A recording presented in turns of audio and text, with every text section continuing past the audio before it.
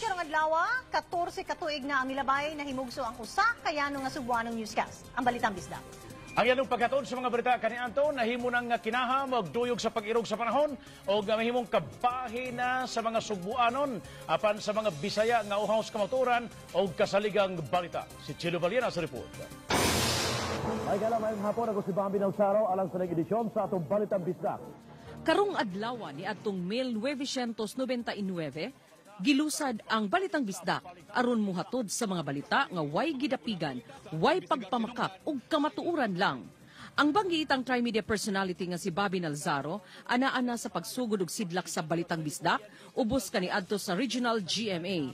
Si June Villiganyo, usa ka radio reporter kaniadto, usa sa tulo pa lang ka mga reporter nga nagsugod sa balitang bisdak. Siya ang nag-cover sa PNP Military Beat. 14 na katuig nga nag-alagad kaninyo ang balitang bisdak, labi na sa mga Subuanon nga komprensibo ug aktibo nga mga reporters nung padayag kaninyo. So balitang bisdak, happy anniversary. Uban sa pagtuyok sa panahon, uban sa tinguha nga mapalapdan ang paghatod sa serbisyong tinud-anay, direkta nang gipaubos sa News and Public Affairs sa GMA Network ang balitang bisdak sa tuig 2005. Subay niini, ang yanong news team og set sa balitang bisdak na usab og nahimong halapad nga gilangkuban sa mga tinamod karon nga mga tighatod sa balitang Sinibuano. Gitukod usab ang Regional News and Public Affairs Department ubos sa pagduma karon ni Cel Rosales Amores, Assistant Vice President for Regional News and Public Affairs nga nagbase sa GMA Manila.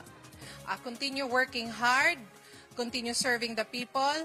Ang atong gibuhat para gyud ni tanan para sa serbisyong totoo, serbisyong tinuoray nga atong gitawag. Congratulations bisdak, more power o bravo for the next 10 or 20 or more years to come. Congratulations Balitang Bisdak on your 14th year of delivering responsible news and information. Dako kay nakong garbo nga makatrabaho ang kinatibuk ang puwersa sa GMA News and Public Affairs. More powers and congratulations. Karon sa ika-14 katuig na nga pagpangalagad sa Balitang Bisdak, subli namong gipasalig ang paghatod sa mga balita nga matinud-anon, way pagpamakap, way gidapigan, serbisyong tinud-anay lang.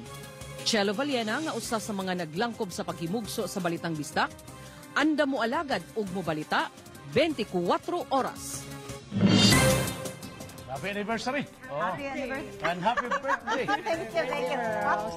Thank you. Ako ka-birthday. May kandila. May kandila. Wala na na blow-blow kay anniversary. Happy anniversary. Anniversary.